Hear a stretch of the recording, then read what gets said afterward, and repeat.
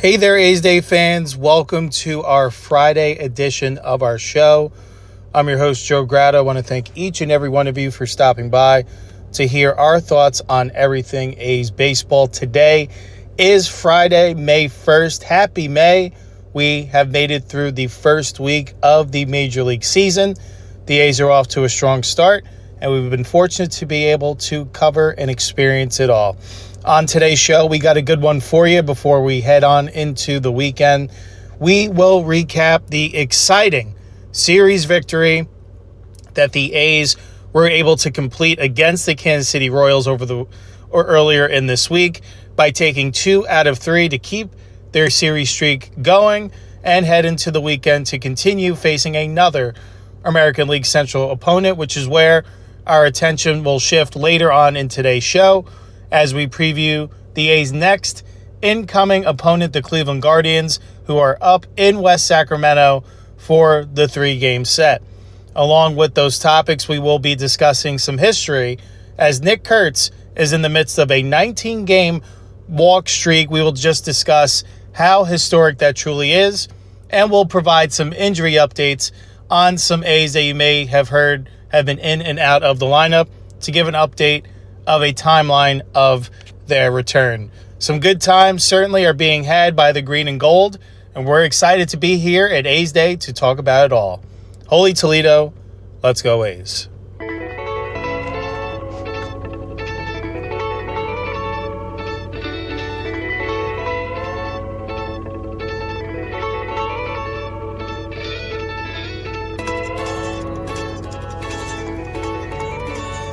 All right, there, A's Day fans. Thank you once again for tuning in on this Friday or whenever you're listening to this edition of A's Day.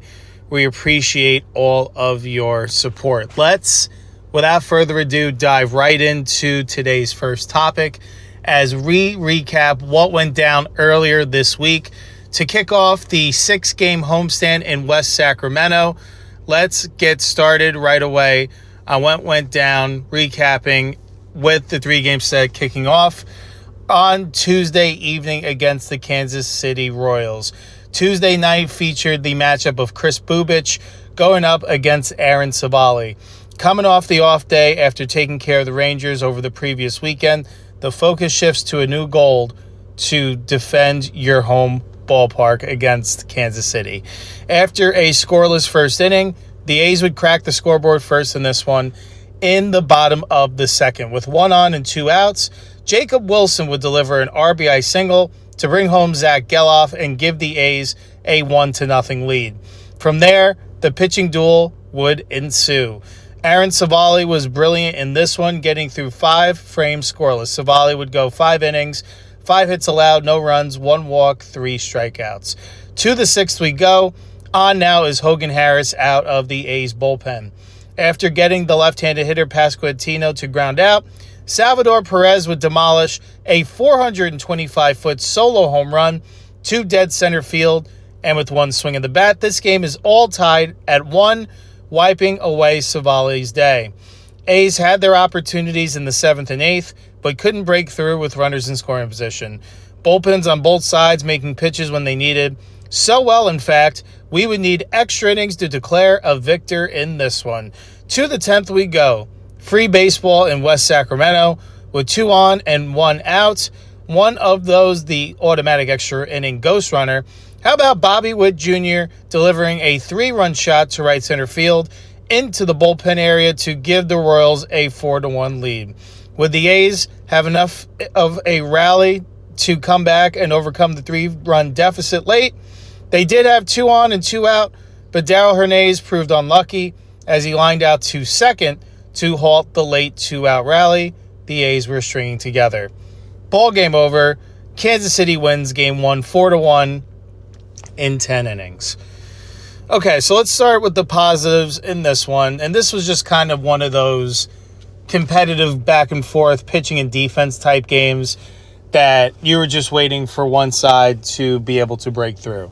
I didn't necessarily feel that there were a ton of opportunities on both sides for offensive chances to break through.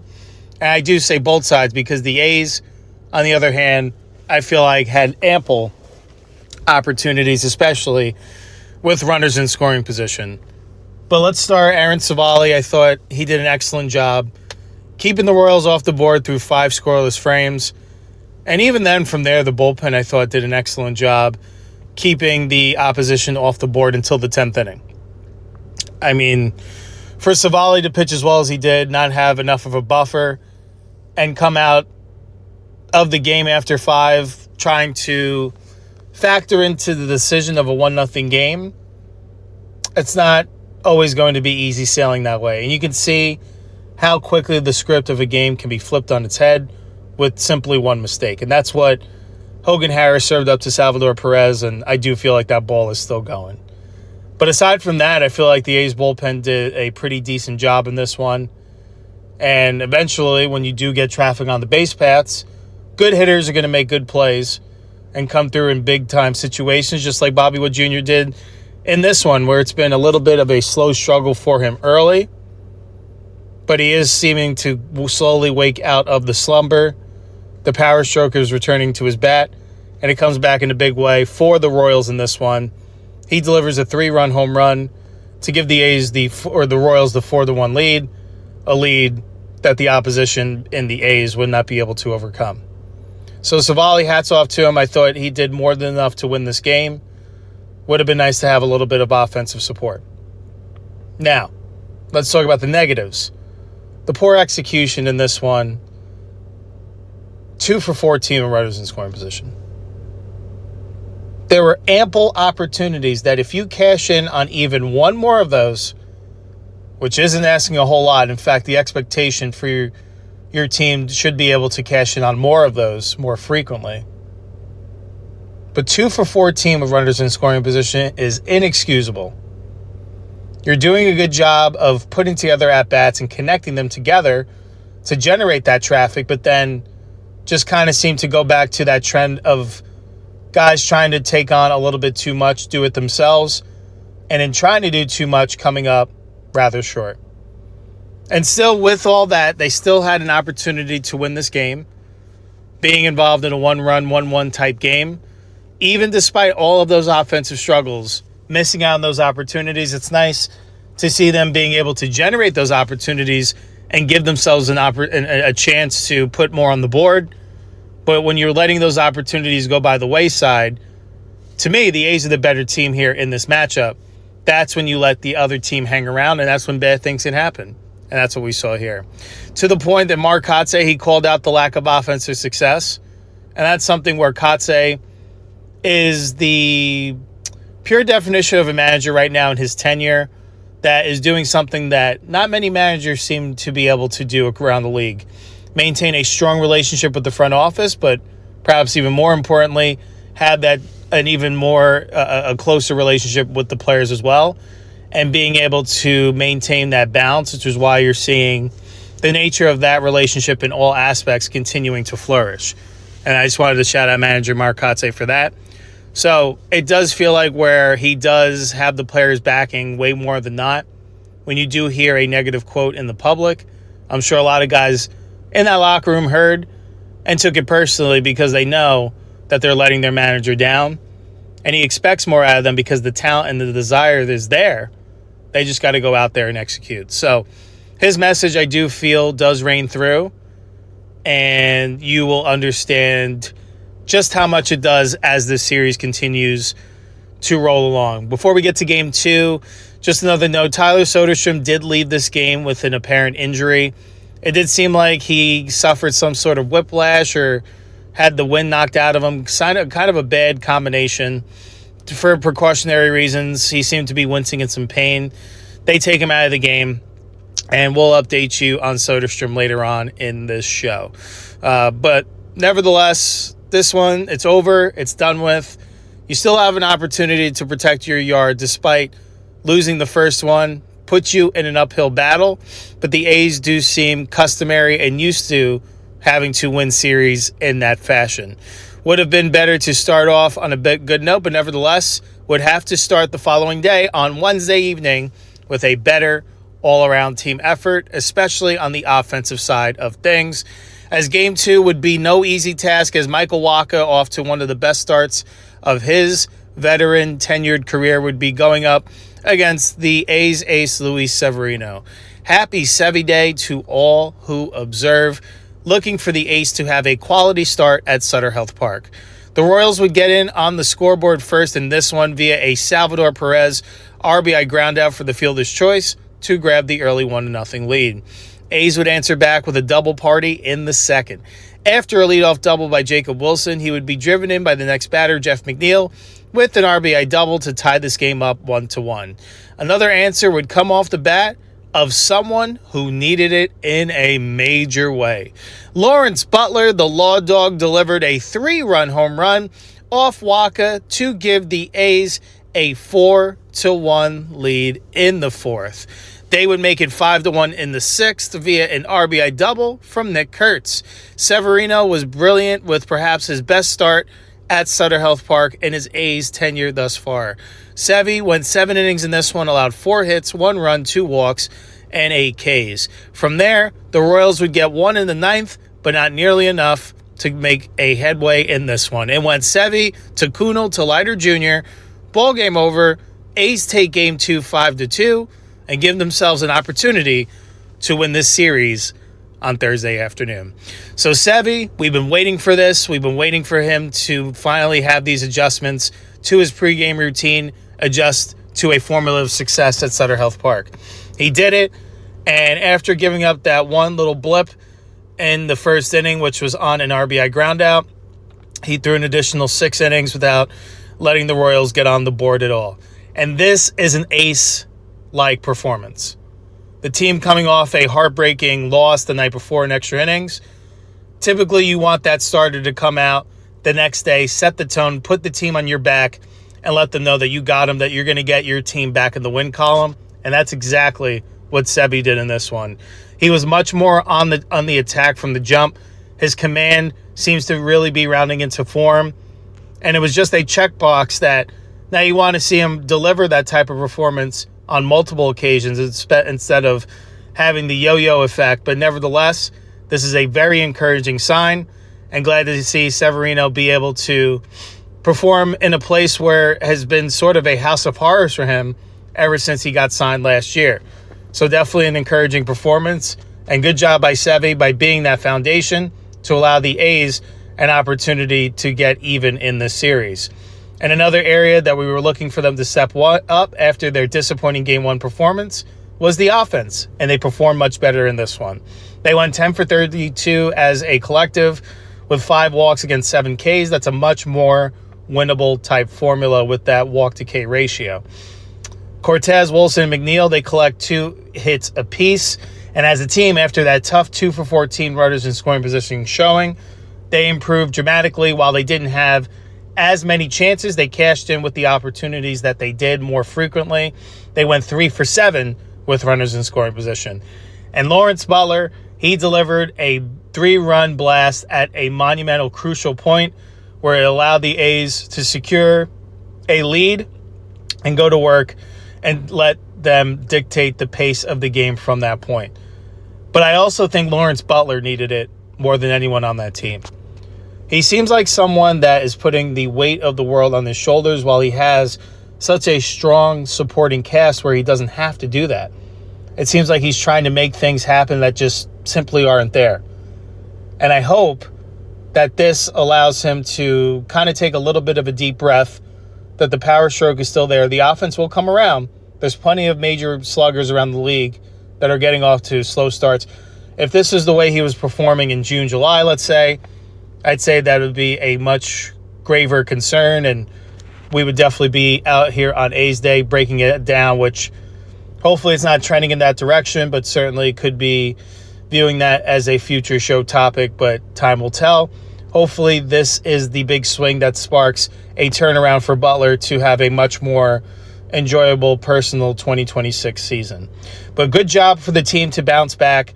They show that they are the better team, protecting their home stadium, and now set themselves with a position to have an opportunity to come back and win this series with the third game of this rubber match. Was held on Thursday afternoon for some daytime Royals-A's baseball to conclude the 3-game set, as we were treated to another lefties matchup, Noah Cameron going up against Jeffrey Springs. Most of the scoring in this game would be done in the first 2 innings by both teams. In the first, the Royals got an RBI single from Starling Marte to grab the 1-0 lead. In the bottom half, the A's responded right away with an RBI infield single by Darrell Hernandez to tie the game up 1-1. In the second, Michael Garcia would deposit a solo home run to put KC back ahead. It's now 2-1. In the bottom of the second, the A's would respond again. Shea Langoliers knocked an RBI double. Nick Kurtz followed suit with his own 2-run double before the inning could be capped with another infield single from Hernandez, and when the dust settled, the A's would be up 5-2. After 3 innings of work, Springs was pulled due to an apparent injury. We will have more on that in a little bit. Have yourself a day, Darrell Hernandez, with a little luck on his side with another RBI infield single to grow the A's lead to 6-2. Royals would get a solo home run from Diaz in the 8th, but that is as close as it would get. For the A's, it would go Springs to Medina to Barlow to Basso to Perkins, who picked up his 3rd save of the year. Ball game over.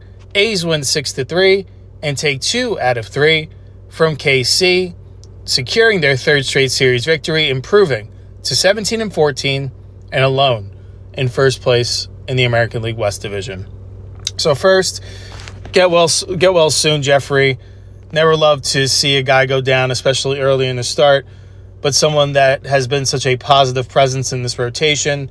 All signs point to that it seems like it was more of a precautionary measure for him to be pulled from this game as compared to anything where we should see him miss any long-term, or perhaps he won't even miss a start.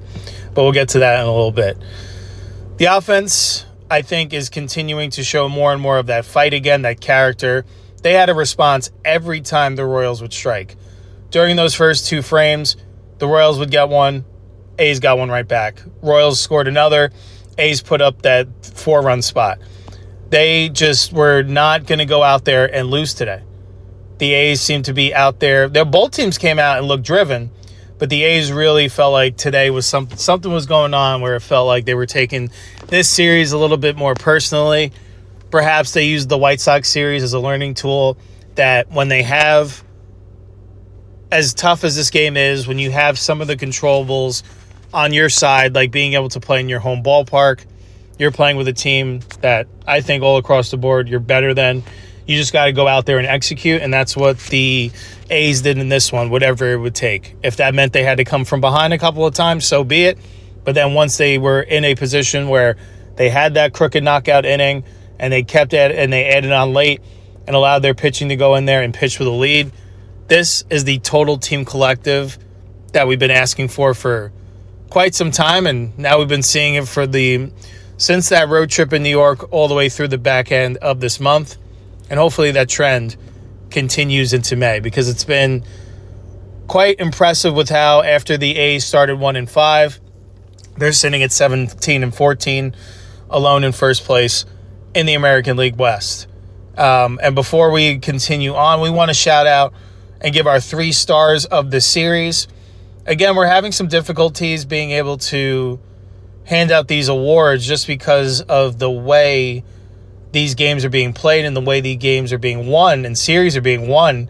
It seems like there are so many guys that have contributions at different moments. So nevertheless, hang with us. Sound off in the comments if you feel like we are getting these right, or if we are leaving anyone out that is deserving of an award. But for our 3 stars, we're going to go from 3rd star down, or up in this case. So for our 3rd star, we are going to go with 3rd baseman Darrell Hernandez. He went 4 for 12 in the series with 3 RBIs. He had a big 3 for 4 game in Game 3 to be a driving force to help the A's secure the series victory. Our 2nd star is going to our ace, Luis Severino. He delivered on Sevy Day. Once again, he went 7 innings, allowed 4 hits, 1 run, 2 walks, 8 Ks. Very pivotal that the ace was a stopgap after a heartbreaking Game 1 loss to come back, even the series up, and give his club an opportunity to win another series, which is what they went out and did. And for our 1st star, someone that you've been hearing quite a bit from throughout this 2026 season.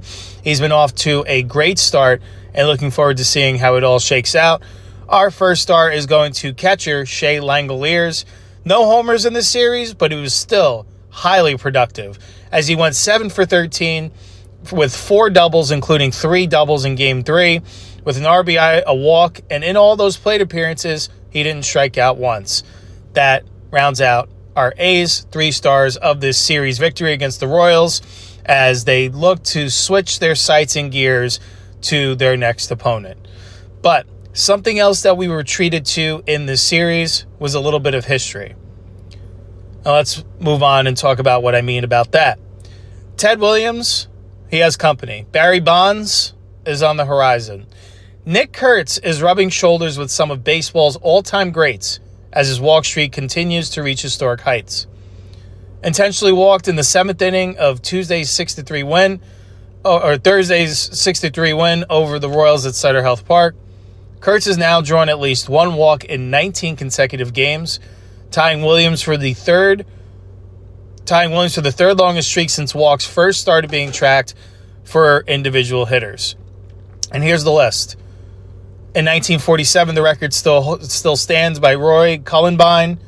He walked in 22 consecutive games. Second is Barry Bonds, who did it, I'm assuming, towards the tail end of the 2002 season, and the streak continued into 2003. He walked in 20 consecutive games. And then, next up on the list, we got 2 tied to 19. Ted Williams, who did it back in 1941, and the big Amish Nick Kurtz right there with him, 19 himself. Kurtz is standing out for his elite eye at the plate. Of course, we all know he's more than just a guy who can draw walks. The reigning AL Rookie of the Year is back to scorching the ball all over the yard with his 2-run double in the 4th inning on Thursday, roped at an exit velocity of 115.9 miles an hour to highlight a 4-run inning for the A's and pushing Kurtz's on-base streak to 25 games. With Thursday's victory, the A's finished April with a record of 16-10, making their best record in April since going 18-9 in 2014. Thus far on the year, the Big Amish, he's starting to heat up. He's hitting .236 with 5 homers, 15 RBIs, 33 walks, which is the most in baseball, a .417 on-base percentage, and .842 OPS. Impressive stuff, quite historic. And it may not seem much because it's like, oh, he's drawing a walk. That is so valuable to your team that you can pencil in at least 1 time on base over an extended period of time. And now we are looking at approaching 3 weeks where Kurtz is getting on at least once a game. That is so valuable to have that at the top of your order. But because you all know that, watch how difficult the game of baseball truly is and how cherished getting to first base can really be. So just wanted to shout that out and something to keep track to see potentially if Nick Kurtz by weekend's end can at least be, I guess by mathematical standards, could be tied with the all-time record by the time Sunday's game is over and done with. So something to keep an eye on. Hopefully Kurtz keeps showing that keen, patient eye because I feel it is opening up the rest of his game where he's starting to get on base again, or is starting to drive the ball with authority to all parts of the field. And it seems like he's really settling in to his sophomore campaign. Let's get a little bit of an injury update around this A's team. So like we mentioned, left-handed pitcher Jeffrey Springs, he exited his last start with some right hip soreness. He exited his start following the 3rd inning with some discomfort in his hip.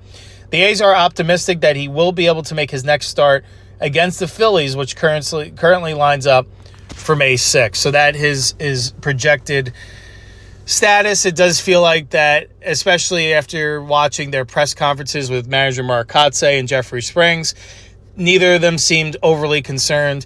In fact, they kind of felt relieved once getting out of there and seeing what the nature of the injury truly was, that it is something that Springs did, what they do feel with just a few days of rest, will be able to bounce right back and not even miss a turn in the rotation. So that's certainly some good news. Tyler Soderstrom, the left fielder, he's been out the last 2 games with some general soreness. He has been held out with that kind of a whiplash, a feeling after a diving catch attempt during their game on April 28th. He is lining up to return to the lineup on May 1st. later this evening. So some more good news there. Now let's talk about some guys that we aren't going to see for a little bit, starting with center fielder Denzel Clark, who is still recovering from a mid-foot bone bruise in his right foot. He's expected to begin a running progression during the week of April 27th. A hitting progression would likely come. After that, he is targeted for a return in late May. Don't be surprised if it's early June. Right-handed pitcher Gunnar Hoglund is recovering from a left hip impingement, and he's been on the injured list since March 23rd. The 60-day injured list retroactive to March 22nd. There is no update on his return. However, he did begin a throwing progression on April 19th. I guess we will have to track along and see if we do receive any updates there. Max Muncy, unfortunately, is back on the injured list, retroactive to April 28th, as he is going to be recovering from a broken hand. And in response to that injury, third baseman Brett Harris was recalled from AAA Las Vegas. So for those, all of them working their way back, can't wait to see you back in the green and gold sooner rather than later. Definitely some good news with Springs and Soderstrom. Seems like Soderstrom we will see later tonight. Springs we'll probably see in his next start. And as for Clark, Hoglund, and Muncy, hopefully we see those guys sooner rather than later. This episode is brought to you by the Holiday Inn Sacramento Downtown Arena. Stay in the heart of downtown at Holiday Inn Sacramento Downtown Arena, ideally located near Old Sacramento Waterfront, Golden One Center, and Downtown Commons.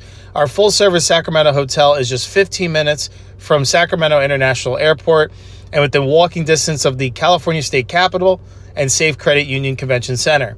Host meetings, conferences, and social events in our flexible boardrooms and ballrooms, supported by experienced on-site sales and events teams. Enjoy modern amenities, including a rooftop outdoor pool, on-site fitness center, and Cypress Grill restaurant serving breakfast, dinner, and cocktails. Guest rooms and suites feature comfortable workspaces, contemporary amenities, and city views, making them ideal for both short stays and extended visits. Whether you're attending an event, planning a meeting, or exploring Sacramento dining, entertainment, and cultural attractions, our downtown location keeps you close to it all. Downtown access, full-service comfort, easy booking. Stay at our downtown Sacramento hotel. All right, let's get to the back half of our show, and let's preview the next A's opponent, with the A's once again ending the month of April by winning their third straight series, standing alone in first place in the American League West at 17-14. If the postseason were to start today, the A's would be the 2 seed on the American League side. With all of that, there is so much baseball to be played. Let's flip the page to a new month, a month of May, with new challenges and a reignited focus. To kick off the weekend on continuing with the homestand, the A's welcome in the Cleveland Guardians to West Sacramento.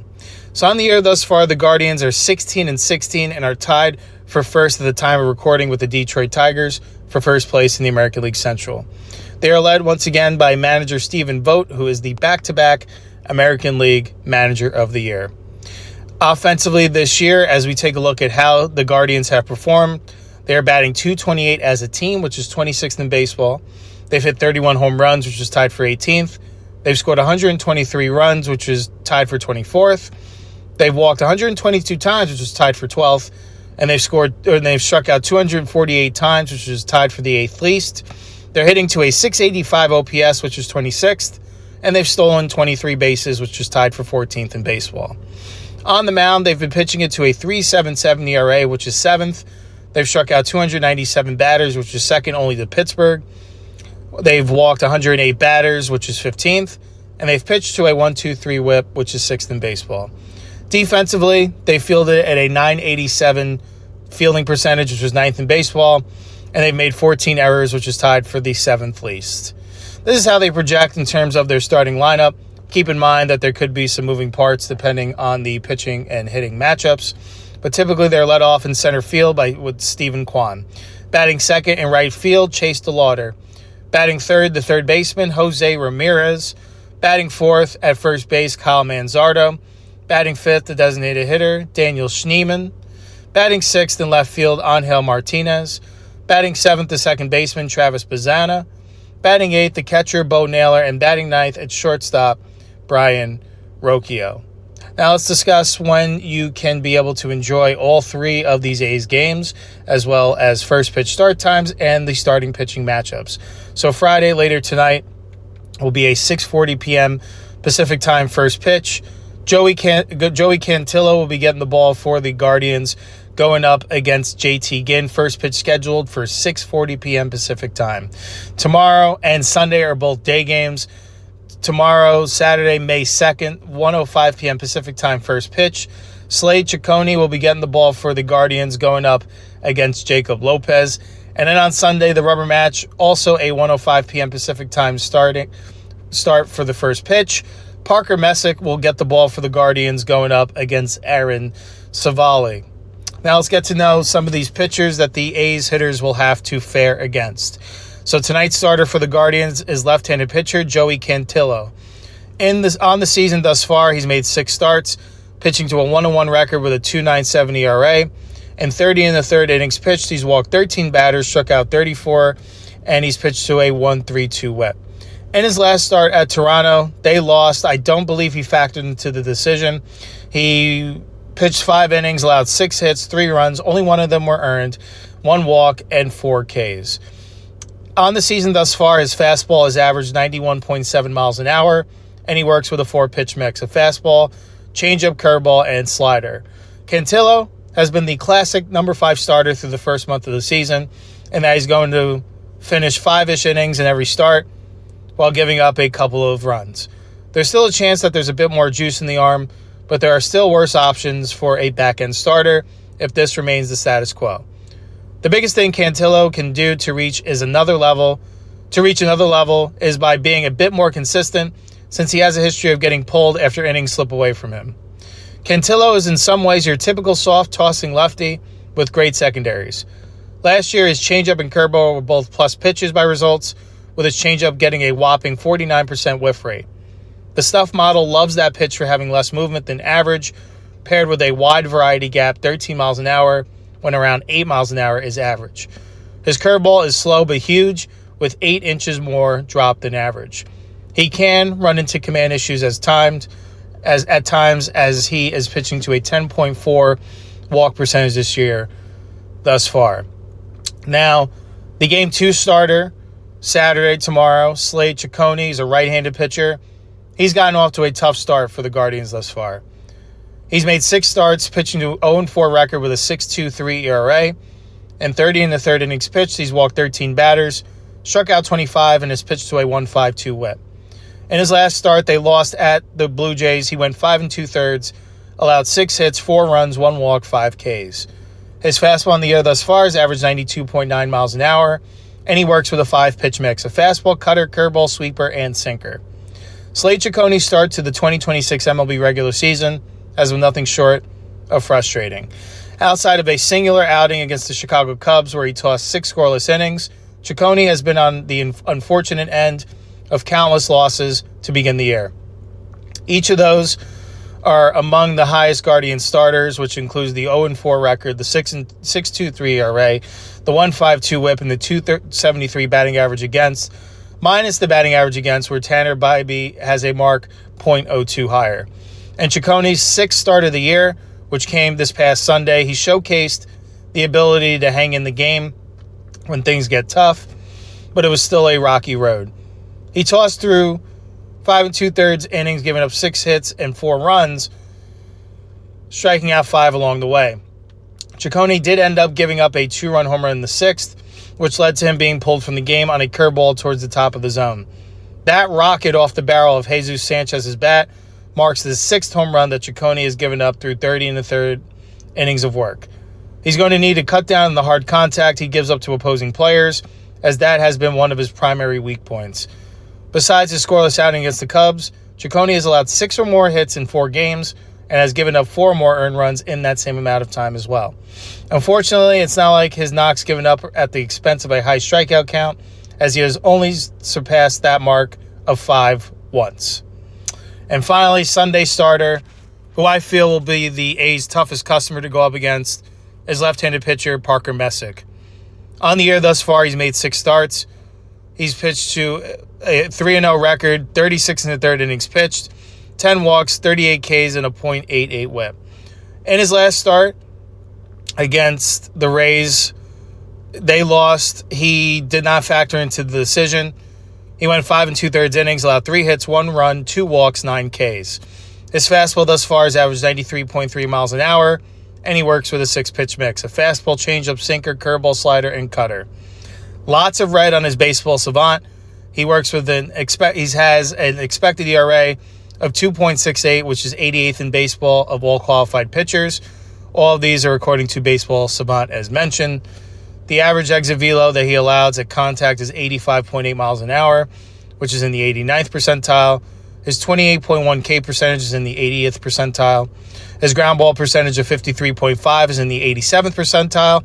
And his hard hit percentage of 26.7 ranks in the 94th percentile of all qualified pitchers. Messick primarily utilizes a 92 to 95 mile an hour four-seamer paired with a devastating low 80s changeup. He features a wide repertoire, including a sinker, cutter, curveball, and slider, as mentioned. Messick's value is driven by pitchability. He features a low release point and hides the ball well, creating a flat approach angle that makes his velocity play higher than it is. He may not have an overpowering fastball, but he's been able to keep hitters off balance by varying his arsenal and pounding the zone. His changeup is also emerging as one of the best wipeout pitches in the Guardian system, as 23 of his 38 strikeouts have come on the pitch. Now, in the past, the A's don't have a ton of history against these three starters. Well, one, they've never faced Joey Cantillo or Parker Messick, but against Slade Ciccone, they've had some success. Brent Rooker lifetime is 4 for 9 with a home run. Nick Kurtz 3 for 7, and Shea Langelier's lifetime is 4 for 6 with a home run. This past season in 2025, the Guardians and A's faced off 6 times, and the Guardians emerged ahead in this series with a 4-2 record as they went on to take 2 out of 3, both in West Sacramento and in Cleveland last year. Let's get to some prediction times before we get out of here to prepare to enjoy this, what we think is going to be a highly competitive series. But we're going to take our A's Day home run prediction. We were riding with Brent Rooker. He just missed a couple of times.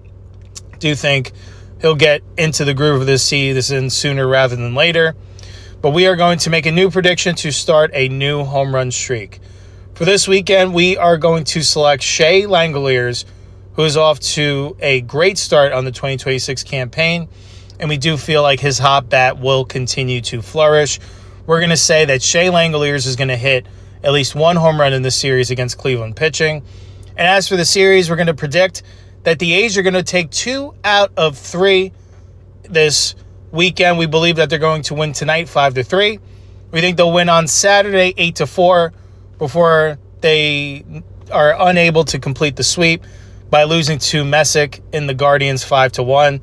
We do feel that this is going to be a highly competitive series, that these games are going to come down to doing the little things right, cashing in those opportunities with runners in scoring position, getting ahead of the Cleveland hitters if you're A's pitching, because this Guardians lineup, while they're not the most thunderous, they do make life for opposing pitching a little bit more difficult.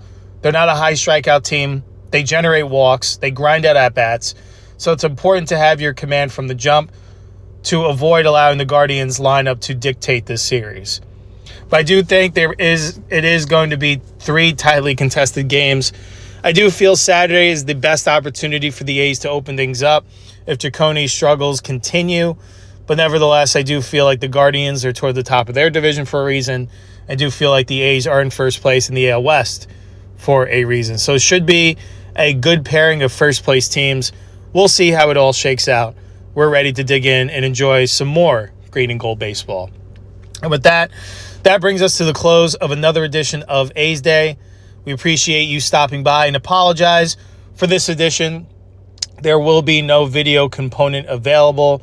We are out on the road satisfying requirements for our full-time position, so have to record in a pinch, not in a designated area to necessarily have the video equipment to be able to have both. But nevertheless, we still wanted to make sure we present you with our weekly Friday show, recap the good times against the Royals, and preview some more good times on the way, perhaps, as they welcome in once again the Guardians this weekend to conclude their 6-game homestand. We appreciate you stopping by, and we will be back behind the mic for Monday's show, as we hope you enjoy some A's baseball this weekend and root them on to continue their series victory streak forward before heading back to the East Coast. We will be back with Monday's show behind the mic and behind camera once again, as we will be back in home studio recapping the series against Cleveland, along with previewing their next road trip heading back east, this time to take on the Philadelphia Phillies. And oh yeah, we're going to do a deep dive into the early success of Carlos Cortez, just to share how good he truly has been and how he has potentially cemented himself into the regular nine, coming off a sizzling end of the month, earning AL Player of the Week honors for his efforts last week. Should be a fun segment. Take care, everyone. Be well. And we already can't wait to be back behind the mic to talk more A's baseball. Take care, everyone. Have a great weekend, and we'll talk again real soon. Until then, Holy Toledo, let's go A's.